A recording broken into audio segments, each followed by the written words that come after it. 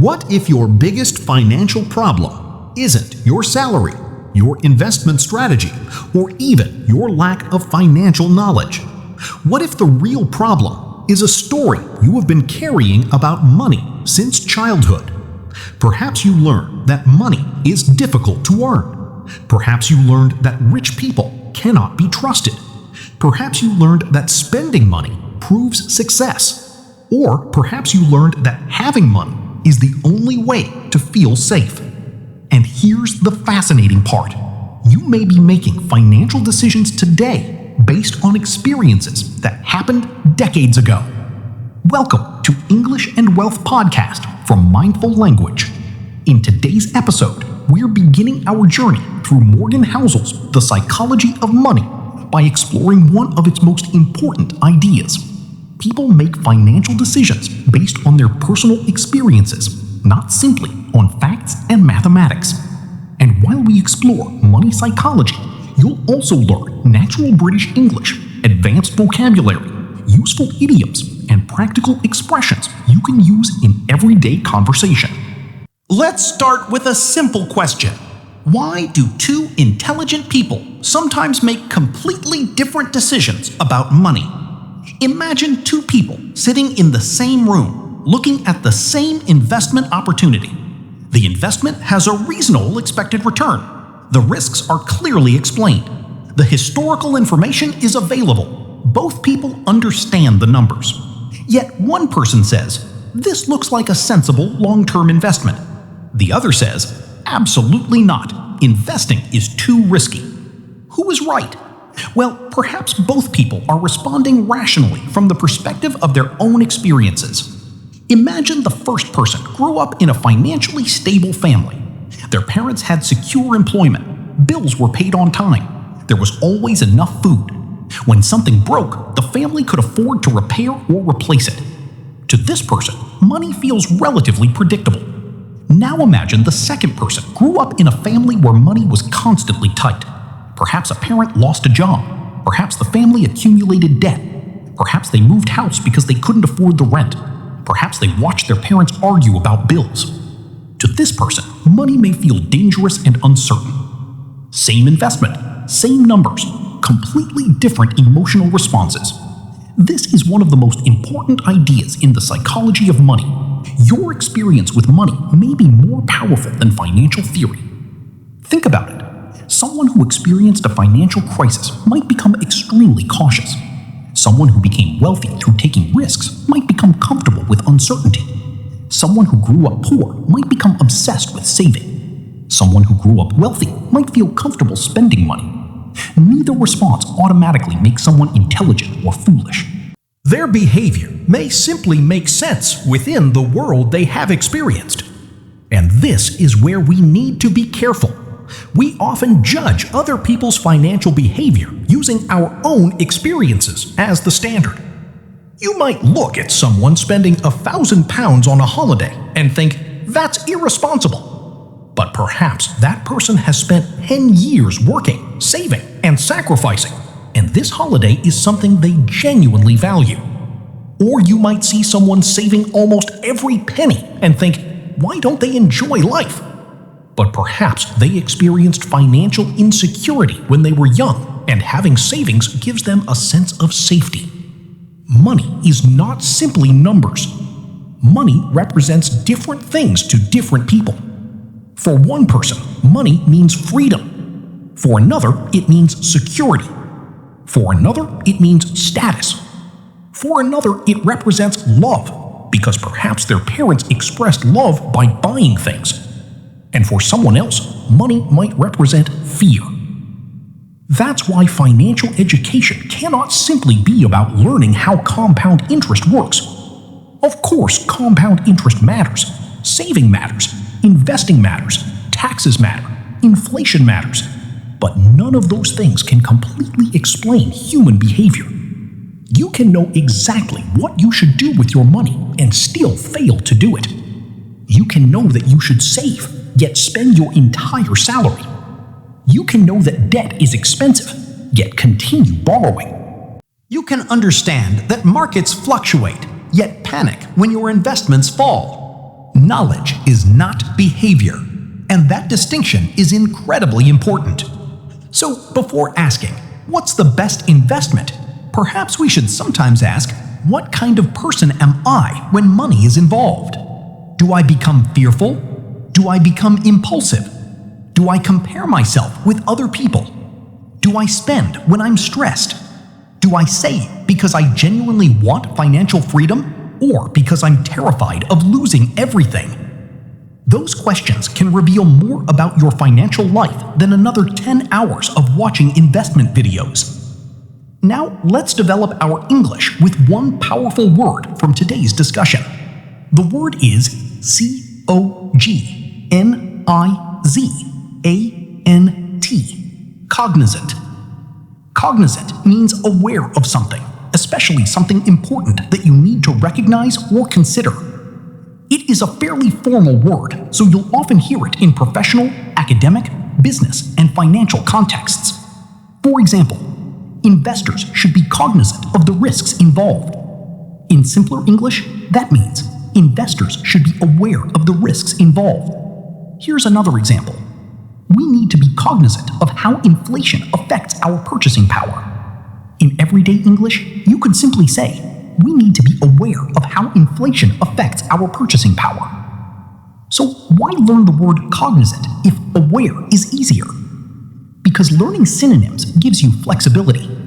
When you're speaking casually, aware is perfectly natural. When you're writing a report, giving a presentation, or discussing a serious topic, cognizant can sound more precise and formal. Listen to this sentence. I am becoming more cognizant of my spending habits. That means you're becoming more aware of where your money goes. And that is exactly what I want you to practice this week. Become more cognizant of your financial behavior. Don't judge it immediately. Just observe it. Notice what happens when you receive your salary. Notice what happens when you feel stressed. Notice what happens when you see someone with a more expensive lifestyle. Notice whether you spend more when you're unhappy. Awareness comes before change. But here's where I want to challenge the idea.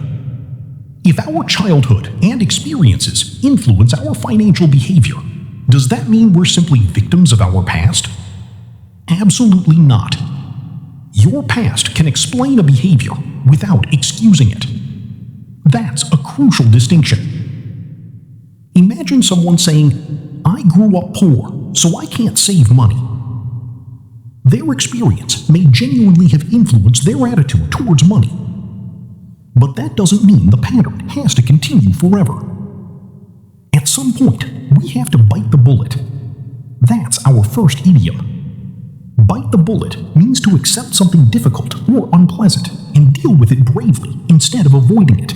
For example, I had to bite the bullet and create a budget because my spending was getting out of control.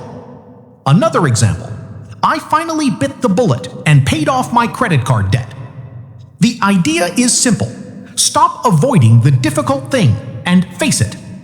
Now, there's another psychological trap that can damage our financial lives: comparison. You earn £2,000 a month. You feel comfortable. Then you discover that your colleague earns £3,000. Suddenly, your salary doesn't feel as impressive. Then you meet someone earning £5,000. Now £3,000 doesn't seem impressive either. And this can continue forever.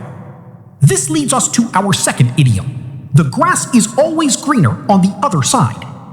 It means that we often imagine another person's situation is better than our own. For example, she keeps comparing her lifestyle with wealthy people online, but the grass is always greener on the other side. Social media makes this problem even worse. We see someone's new car, we see their holiday, we see their restaurant meals, we see their beautiful home, but we don't see their debts, we don't see their anxiety, we don't see their private financial problems. We see the highlight reel, not the complete story. Imagine a learner called Daniel. Daniel wants to speak English fluently. Every Sunday, he watches English videos for 2 hours. He tells himself, "This week I'm going to improve my English." Pause. Monday arrives. He's busy. Tuesday arrives. He's tired. Wednesday arrives. He has work to do. By Sunday, he hasn't spoken English once. Then he watches another 2-hour video and feels productive. But watching English is not the same as practicing English. So Daniel changes his system. He decides, after breakfast, I will speak English aloud for 10 minutes. Not 2 hours. 10 minutes. He then records himself answering one question every Monday, Wednesday, and Friday. Now he has a system. He doesn't need to wake up every morning and negotiate with himself. The decision has already been made. And this is exactly how we can approach money. Instead of saying, I need to save more, create a rule. On payday, I automatically transfer 10% of my income into savings. Instead of saying, I need to spend less, create a rule. Before buying something expensive, I wait 24 hours. So, instead of asking, why don't I have what they have? Ask, what does enough mean for me? That question can completely change your relationship with money. Let's look at a fascinating real-world example. Ronald Reed. Ronald Reed was an American who worked as a petrol station attendant and later as a caretaker. He lived a relatively modest life. Nothing about his public lifestyle suggested extraordinary wealth. But after his death in 2014, it was reported that he had accumulated millions of dollars through long-term investing and disciplined saving. His story became famous because it challenged a common assumption. We often imagine wealth must look wealthy, but wealth can be invisible. A person driving an old car may have substantial investments. A person wearing inexpensive clothes may have no consumer debt. A person living in a modest house may have spent decades quietly building financial security. Meanwhile, someone displaying an expensive lifestyle may have very little financial freedom. Ronald Reed's story illustrates the power of patience, saving, and long-term thinking. It also teaches us something psychologically important. You don't need to look wealthy to build wealth. You need to make decisions that increase your future options. That's a very different definition of wealth. Wealth is not simply what you can display. Wealth is what you can keep, grow, and use to create freedom. Now, let's take the same psychological principle and apply it to... Instead of saying, I need to learn more about investing, create a rule. Every Saturday, I spend 30 minutes learning about one financial concept. Systems turn good intentions into repeatable behavior. And repeatable behavior is where long-term results come from. Let's summarize today's episode. Number 1, your financial behavior is shaped by your experiences. The way you think about money didn't appear from nowhere. Number 2, financial knowledge is not enough. Knowing what to do and actually doing it are completely different skills. Number 3, become cognizant of your behavior. Observe your spending, saving, investing, and emotional reactions. Number 4, your past can explain you without controlling you. You can recognize an old belief and choose whether to keep it. Number 5, stop comparing your financial life with someone else's. The grass may look greener because you're only seeing part of the picture. Number 6, build systems. Don't rely entirely on motivation. Make good behavior easier to repeat. Before we finish today's episode, I want you to reflect on one question.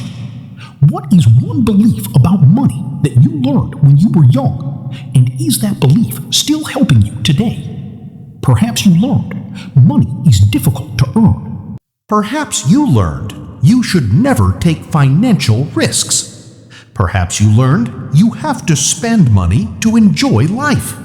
Perhaps you learned talking about money is rude. Don't judge the belief immediately. Just become cognizant of it. Then ask yourself, is this belief helping me build the financial life I actually want? And here's your English challenge for the week. Use the word cognizant in one sentence.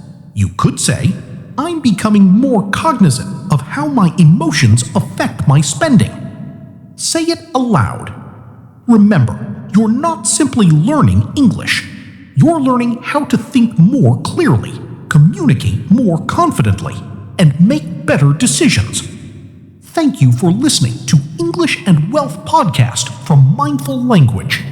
Keep learning, keep questioning your assumptions, and keep building your future one small decision at a time. I'll see you in episode 2.